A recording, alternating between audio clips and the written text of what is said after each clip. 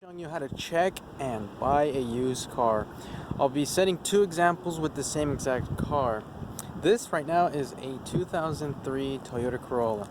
Now to first start off, you'll take a look on the outside. As we can see, it has faded paint. That's not a big issue. It is pretty dirty. It also is not a big of an issue, but we need to start checking everywhere. It does have its scratches. You want to start looking at the brakes. Look at that. Pretty much already.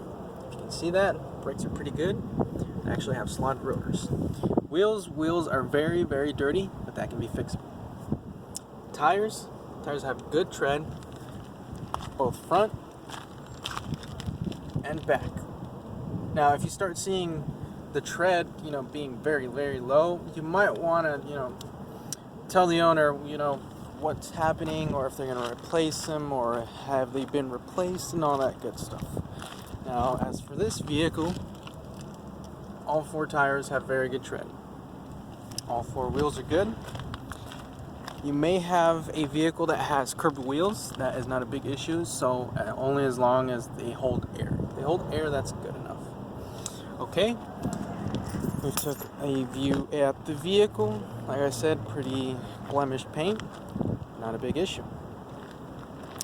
Okay, now we start going inside, but before we check inside, we want to check the engine. Now, we pull the lever, especially on this car, we go here. Pull it backwards. Okay. Put our hand here, get the lever, put the hood up, put the little stop stick, and whoa, here we have an engine. I'm kidding. But what we do want to start checking is the coolant level. Now, if you have been running the car, or if the owner has been running the car, I do not suggest that you pull this off, because this will splash in your face and you will probably get burns. Fortunately, we can't do that right now. But you can also check this coolant, and we can see that there's good coolant, and also the needle is not moving. The needle is in good condition, and it's cooling very, very well. Now, I've spotted here an issue. The alternator is full of oil.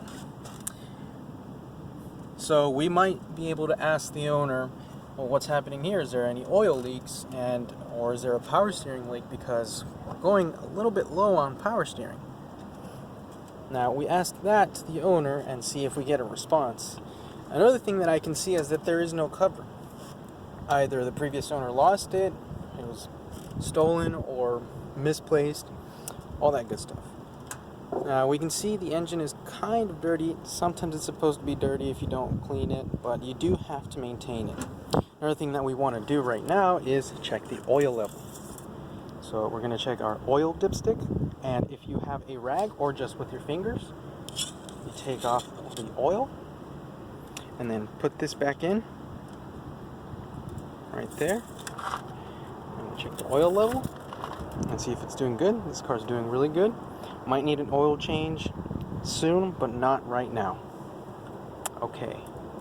Now you got to be careful too, because if you do run this, it might be warm. Very, very warm. Or hot, depending on how you work on temperatures. Now we're going to check the transmission. So this appears to have good fluid. Now I'm going to turn the car on too, just to make sure. Battery seems to be pretty good. What worries me is the alternator being full of oil. Now this can be an issue because it might not charge as it's supposed to, or it might not charge the battery at all. So let's give it a shot. Ignition. Start the car on. Okay. If you could hear that, the car struggled to start, which means it's not being charged correctly. Connection success. And we take a look at the miles. This car has 242,000 miles. A bit high, but it's still workable.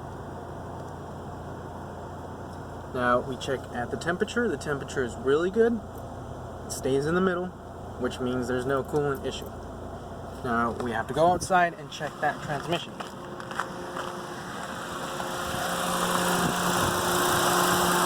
the dipstick, and then we take a look. Transmission's doing really good. Put the dipstick back, turn the vehicle off, and then take more looks.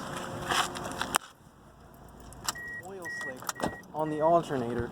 We're gonna go to this side and check to see if there's any oil leaks at the bottom. So if you like to get dirty, you can do this. If you don't like to get dirty, well, you might have to do this.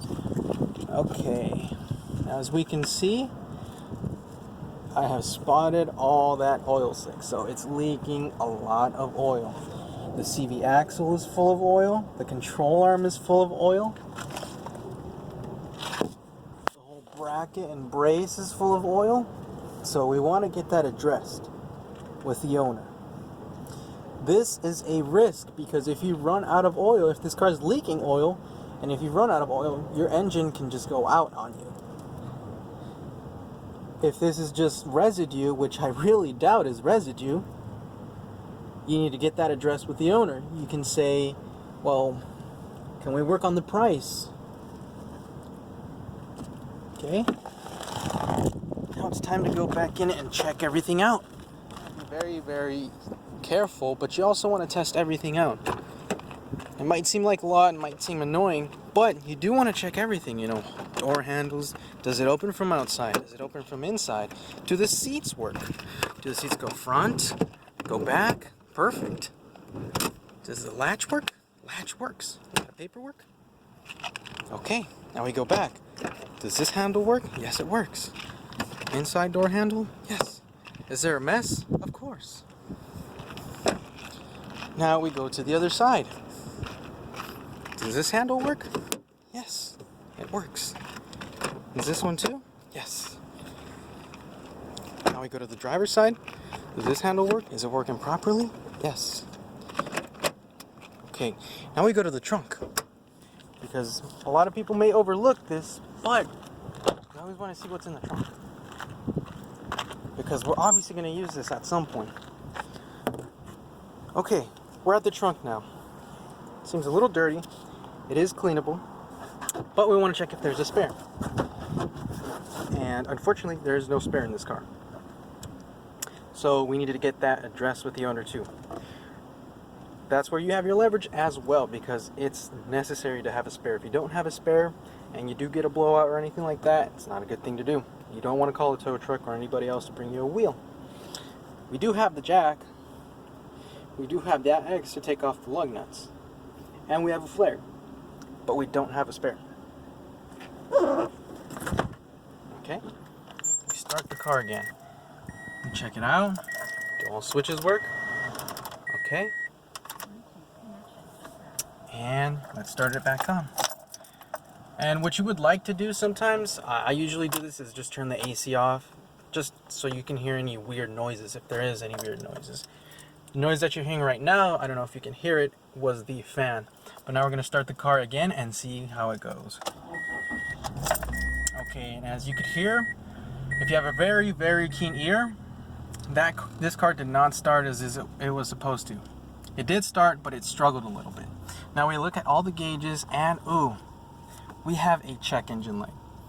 If this car needs emissions, it's not going to pass emissions. You really need to get rid of that check engine light. Now it's up to you if you want to leave and go look at other vehicles.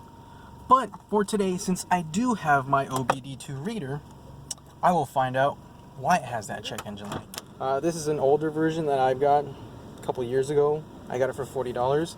I don't know if the price has changed, but you can pick one up at any auto parts store. So it has this plug, and let's find where that plug is at. And boom, found the plug. Now all we need to do is plug the key on the on position, put the car off. Now the OBD2 reader is on, so we push enter and scan.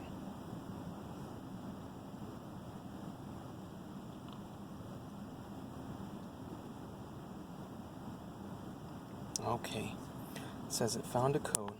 We enter that, and it's going to read us our code. Okay, we have a P0420, catalyst system efficiency below threshold bank 1. That usually refers to your O2 sensor number 1. So it is possible that it could be your O2 sensor or something else. Let me check back. And it is the same one. And we get that P04440 as an extra code, but that's just for the evaporative emission system, which means it's telling you to get that fixed in order to pass emissions. Otherwise, you won't pass emissions. Ignoring that check engine light, if you still want to go forward and check it out, let's check out everything. Turn signal works. This turn signal works. The whole cam works. Lights work. Lights work. Do bright lights work? Brights work. Now, even all of the controls. Do the locks work? Locks work. Okay. Front window works. Front window works. Passenger window works. Passenger window works. Other window works. Of course it does. Does this window work? Yes, it does. Now we want to go into the locks again and then see and pull the handle. That works beautiful. Does this switch work? Yes, it does. Now keep in mind, older cars may have failing systems such as one door handle, and that is not a big of an issue. You just take this door panel off. But if you really want a good car, you know, sometimes the older cars have their little quirks. So this one does work. Sometimes you might have to open them manually, but you can still get them fixed. And finally, is this door open? Yes, it does. Now we're going to try the controls. Perfect. Now we're going to try this control one more time. Perfect. Now, does this seat work? It's a manual one. Okay, it does work. Does e-brake work? Put it in drive. It does work. Put it in neutral. Go back down. Put it in park. Okay, park works obviously because the car is already in park. You want to engage reverse. If you feel a big pull, since this is a front-wheel drive vehicle, you might feel, like I said, a pull, and that might be your motor mounts. Hopefully it's not a tranny mount or your transmission. We put it in neutral. Okay, that works. Does the car roll a little bit if it's on a hill? You can try that out. Now we go to D. Does it go into D? Yes, it does. Does it go into 2? Yes, it does. How about low? And yes, it does. Okay, now we're going to try the other controls, the AC. And it is cooling. Normally in Arizona we need a car with AC because AC is very, very essential in this hot weather. If it doesn't have AC, that's another leverage you can do with the owner. And I don't want to do this, but let's go see and check if the heater works. Ooh. Yep, heater works. We hit that little cold spot. Alright, let's go back to AC. Oh, that is much better. Does the AC button work? Alrighty, it works and I can feel it. Does this button work? Yes, it does. And does my defroster work? Yes, it does. Okay, now we're going to check this button. Does this button work? Yes, it does. That works. That works. And that works. Now we're going to take it for a small test drive. Okay, we put it in D, and we're only going to do around the parking lot because the owners might not want you to take it too far if the car has a serious issue. That's where you get a red flag, and that's where you decide to walk away. But if the owner does let you drive it around the block. What I'm going to do is just drive it around the parking lot. So let's go. And it accelerates really good. Okay. Now we're going to put the pedal all the way down and nice. Transmission engages nicely. Now we are going to take a turn. Okay. Does the steering feel fine? The steering feels very, very good. Okay. Do the brakes work? Let's try them out. Brakes work really good. Now let's see if it works. That works. Awesome. Do the windshield wipers work too? Awesome. Is there fluid in there? Of course there's fluid. Alrighty. Nice. Now we're going to check the interior control. Does this work? Yes, it works on the lights. Now we're going to check the mirrors. Does the mirror button work? Okay, it works. Does it work on that side? Yes, it does.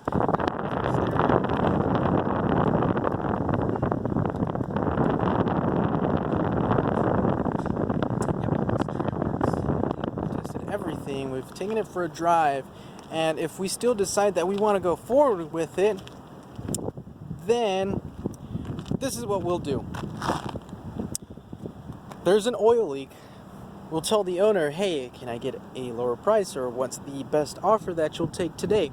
For example, if this car is going for $3,000, I would not pay $3,000 for a car that has oil leaks, because you have to get that addressed. And it does not have a spare, which not having a spare here is not good.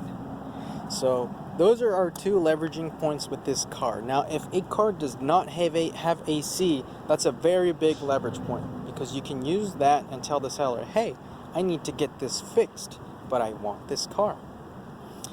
So if this car was going for around $3,000, I would try to at least take off $500 for parts and labor. If you can do $1,000, then that's much better. What I usually do when I buy a car is, what's the least you'll take? I don't want to say my offer first, because if their offer is much better, I want to get their offer. So let's say the seller says, hey, give me $2,000 and take it home with you.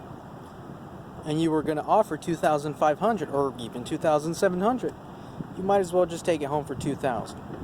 Now, if the seller does not want to budge, you can tell them, well, hey, it has an oil leak. I have to investigate where that oil leak is coming from and to see if it's fixable. I do want the car. It also does not have a spare. Now, unless you have a spare to give me, I'll have to go buy that too. Now, you can go back and forth with, well, hey, look, I have this much. I have $2,500. Or even start at the bottom. I have $2,000 for this car. If the seller agrees, great. If the seller does not agree, then you just walk away. And end of story, if you don't want to buy this car. If you are too afraid about that oil leak in that spare, you can always walk away. You can just say thank you very much, and you go on your merry way. But our job today is to get you a good car, good running car, and if you do want to do some risks and work on it mechanically, that's okay. That's what I did with this car. Now the second part is going to show this exact same car, but it's going to be in better condition.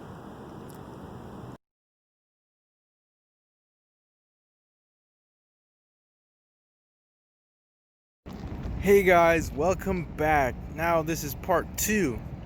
This is the part where this is a clean car and overall fixed, and this is a car that has not been neglected, and this is how we're going to check it and hopefully buy it. So what we want to start off with is check all 4 tires again, and this time the wheels are clean, which means that they do like taking care of this car. It is clean. It does have its little mishaps with the paint, but this car is almost 20 years old, so it's much better that it's even still here. A lot of these cars are getting thrown into the salvage yards just due to old age, or people not wanting to take care of them. Anyways, let's check all 4 tires. We have good tread on these, and let's check up at the front. These have good tread too. They might need a rotation, which means these wheels and tires have to go up in the back, and those back ones have to go up here, because this is a front wheel drive. It's going to start wearing down the tread. More tread over here, less tread right here, rotation back, those back up front. Okay, we start looking at the car, and as we can see, like I said, the paint is not in best condition, but it is all complete. All lights are there, the grille is there. Windshield, does the windshield have any cracks? No, it does not have any cracks, so that's one less expense. And let's check the tread on this one as well. Same thing. we might need to do some rotations. Clean wheels here, clean wheels there. Paint looks pretty shiny this way. Must have been sitting out in the sun. And we check the tread again. Boom. We have really good tread, nice clean wheels. Now we start opening up the car. That handle works, and we start looking inside. Pretty good, no rips on the seats. Now I do see tiny stains. Now those could be detailed out, or you can leave it as is. The most important part is that we don't have any rips. Now we're gonna sit inside and see if there's anything wrong. Okay, it's inside. Does this door handle open? Yes, it does. Cup holder open. Yes, it does. Nice. And seat belts. They protract. Yes, they do. Now, we also want to test seat belts because if we have passengers, we don't want to have the mishap that the seat belt doesn't work and you're going traveling. So that seat belt works. Now we just go to the middle one. If it's you alone, you can do this. If you have other people with you, you can have them test out the seat belts with you. Now we're just going to go to the middle seat and boom, it works. We're going to go on to this other side. And does the door handle work? Yes, it does. Now we're just going to go and check out this seat belt. And hopefully all seat belts work because that's important. And now we're going to check. Boom, it works. So we got pretty much all our safety systems in the back. Now we head up to the front and start checking it out. When you check a car out, you might as well just play around with it too. So we head into the driver's seat. Does this door handle work? Yep. And I suggest you do it when the car is off. You can have the windows down if it's a little bit warm. And you can start checking things out. And they have storage here, right here, and we got our cup holders, got our stereo. Ooh. We also have a little control, which works with the stereo. Nice. All our vents go up and down, turn sideways, up and down, sideways, here and there. And this one too. Now that we're already here, we might as well just pull that and go back. Perfect. And we open this up. Oop, a little messy, but it works. All right, now for the important part too, seat belts. Does this seat belt work? Let's give it a try. That works. Awesome. Now, let's go with the e-brake. E-brake works. Awesome. Disengage. Perfect. Now let's go on to the passenger side and see if everything's working. Which would be the seatbelt and okay. Start getting the seatbelt. Alrighty. Boom, it works. Now, one thing that I did almost forget was do the seats go up and down? Yep, seats recline. Front and back. Awesome. Awesome. So this works. Alrighty, let's keep out of this and go back and check the driver's side.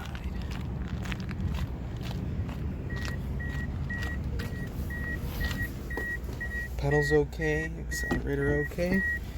Let's see, we go up all the way to the front. Perfect, it works. That works, awesome. Now we're curious about what's behind. Let's see if these buttons work. So we're gonna do the gas tank first, pull that lever, and then pull the trunk lever. I heard something, so let's go back. Okay, so pretty much our gas lever works. Gas door is open. And let's see. I like to do this for myself. The cap looks clean, pretty much new, and we're good to go. So sometimes cars won't pass emissions if they have a bad gas cap, but that'll tell you in the OBD2 reader if you have one. All right, let's go back to the trunk. And okay, pretty clean. We also have our toolkit right here. Take off the lug nuts. We have spare wiper blades, and we go and lift this up, and what do we have? We have a full-size spare with some flares, a compressor kit, and cables. And let's not forget about our jack right here. So this car is pretty much good to go. If you do have a flat or your tire pops, you have an extra and a full-size spare that can get you home without pretty much any issues. This is much better than a donut. If you can get a full-size spare for your vehicle when it has a donut or doesn't even have one at all, but it does have this indentation, I suggest you do that, because a full-size spare goes a longer way than a donut ever will, or those not so good fix-a-flats. Alrighty, we've checked everything right here. We got our toolkit, full-size spare, flares, compressor, and our cables, jack, so we're all good to go. And it has a little lever right there too. What do we want to do now? Okay, what we want to do is, alright, we want to check out our engine. So we pull this little lever, you gotta find it in the car, and then boom, pull it. There's the cover, nice little cover. And to take that off, we gotta take 4 of these little guys, 10 millimeters. And now we just gotta take this off. Moves pretty easily, we just want to be careful. And there you go, engine bay, pretty clean. So now that we have the hood open, the latch open, it's all good to go. And the little lever, we're going to check out the engine bay. So the engine bay looks pretty clean. We're just going to see if we have brake fluid. Yes, we have brake fluid, so we're all good to go right there. Everything seems to be good, battery looks pretty good. And let's start. And we also took the cover off. We must remember we took the cover off just in case to see if there's any leaks, because sometimes these might seep in the valve cover gasket, which is located in between these two guys. So we check it out, and I don't see any oil leaks. We're going to check in the back. Sometimes it leaks from the back, and we do not see any oil leaks. Might be a little bit dirty, but overall, this engine bay is pretty clean. Now, if this would be having an oil leak, we would see the oil leak, usually the crank seal, which is what sometimes goes bad in these cars. The 2003 Corollas, which would be same model and generation, 2003 to 2007. And as you can see here, alternator is really clean. If it would be having that oil spill, we'd see the alternator very, very dirty, the compressor very dirty, and then this part of the bay very, very dirty. Okay, perfect. So it's all good to go. We got a good belt. And let's check under, because we might not see oil leaks up top, but we might be able to see them at the bottom. Now, as we can see, there appears to be no oil leaks. It is quite dirty from, just going all the way in the road, but there is no oil leaks in this car now. Perfect. So now that we've done our inspection, we want to go back to the engine bay and check the oil level. And when we turn on the car, the transmission level. Okay, so we got all our cables, and what we're going to do is check the oil level. Alrighty, oil level is good to go, and the oil seems pretty good. Might need a change within 2,000 miles, but that's not bad. Okay, we're gonna go ahead in the car, and we're gonna start it up.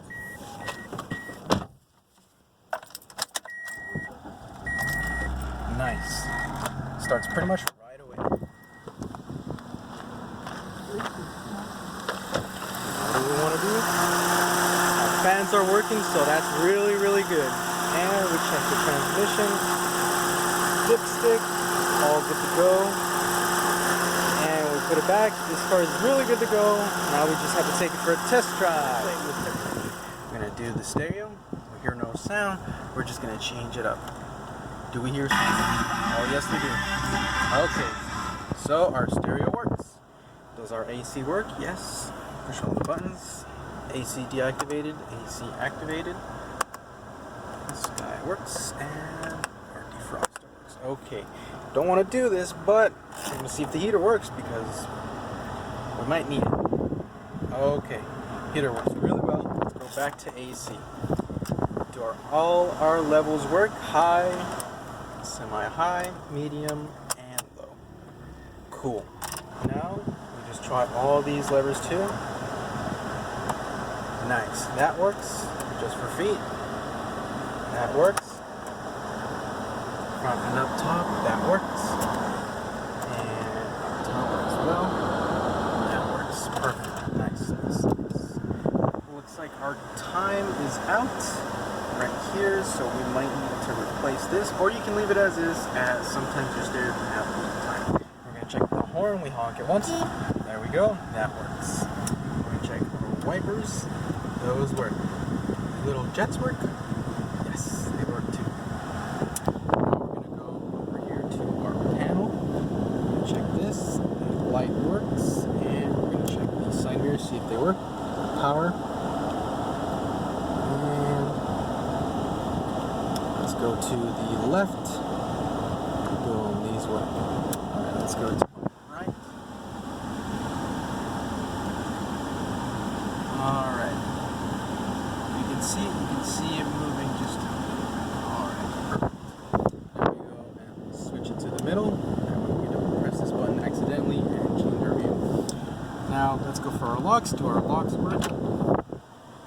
Yep, all of the locks work.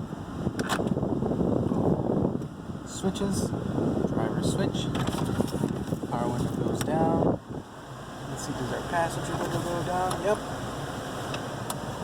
And let's see, this guy, perfect. And does this one go down too? Alrighty. Now, just because this switch works doesn't mean that all of the switches are going to work. We have to check all of them because we don't want to go around buying more stuff. Alrighty, perfect. Now we're just going to press this and see if it goes down. Yes, it goes down. Let's see, let me recline this up front and let's check this one. Go down, yes. One more to go. If that one works, then we're going to be ready for our test drive. And will this go down? Yes, it goes down.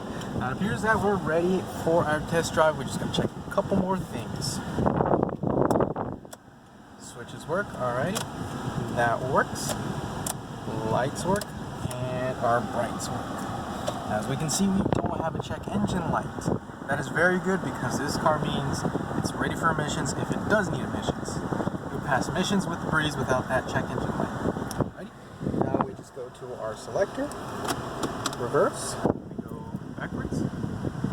Yes, we will. And neutral, does the neutral work? Yes. Our perfect drive. Go forward today. Yes, it will. Now, our second and lower gear, I do recommend just check it just in case.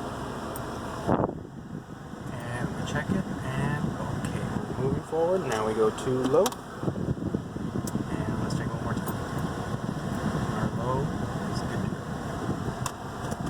go. Okay, now our e-brake one more time. Car's not moving. Put it in drive. Car's not moving again. Okay. Brake pedal, accelerator pedal. It's idling good. That's cooling good. We got good gas. And one more thing. Cruise control. Cruise control light is on. All ready to go for that. Would also be move everything as if it was already yours, because if you do end up buying the car, you don't want to, have any surprises. So move everything. If you want to move the seat, move it all the way back to your comfort. The steering wheel as well, if it does have that little lever, all cars should have that. If you want it up top or down low, choose your preference and then be ready to go. And what I do recommend is turn the AC off and everything, just in case if we hear any little weird noises. See how it performs on the road. And also, so we're hearing a little bit of vibration, and that's okay because it's a 4-cylinder car. These have little to no, just sound deadening systems. Alrighty, let's go and check the pedal all the way down. Transmission works really, really good. Nice. Now we're gonna check the brakes, and we're going a little bit quick. Nice. Brakes work very good. Now let's take a turn both ways and go again. Alright, shift points are good. We brake one more time and we're good to go. From our test drive, and everything pretty much checks out in this car. Besides the paint not being as good as we would want it to be, the car is clean, has a clean title, box A miles. Pretty much well taken care of, besides, you know, wear and tear from time. But we get to the point of the money. If the seller is asking for $3,000, it might be a little bit hard to budge on this car because it does not need any more maintenance. Spark plugs are good, check them out. Everything else is good. Besides everything else, it's a pretty good car, all ready to go. No issues. Now, when buying this car, we never want to say, I'll give you this much. We want to know how much the owner is willing to take. So, if you have the $3,000 Sharp, if the owner is asking $3,000, we never want to say, here's the $3,000. We want to get the best deal ever. So what we say is, what's the least you'll take for the car? I do notice that it does need paint, and it does need a little bit of a detail. It also needs an oil change sooner. That's going to be our leveraging points on this car, because it is pretty clean. There's not a lot of things that are wrong with it besides, you know, just it needing an oil change, a couple stains here and there that are detailable, and the paint. So there's two ways it can go. You can tell the seller, well, what's the least you'll be asking for it?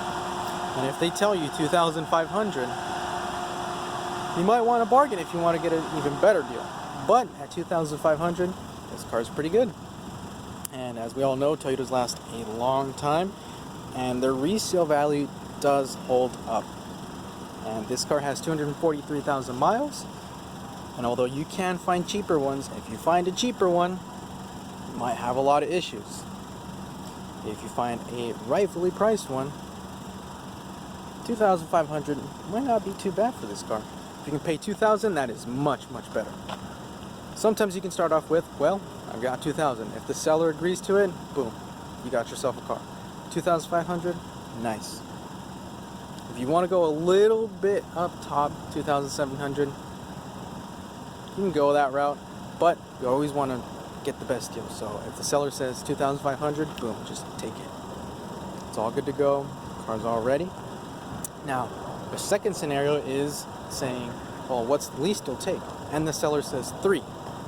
Now, we don't want to pay $3,000 for this car. That's our budget. And by spending our entire budget, we won't be able to have extra cash for anything else, such as maintenance, maybe paint, maybe an extra detail, all that good stuff. So, you want to go back and forth with the seller. Well, I've got $2,500. Or you even might want to start lower, $2,000. The seller agrees to that, they think about it, and say, hey, okay, take it. Boom, the car's yours. If you want to go, let's say, okay, the seller says no. You want to tone it down to $2,300? Seller says yes, go ahead and take it. The seller says no, fair enough. Your last attempt would be $2,500. Hey, look, I've got $2,500, that's all I've got.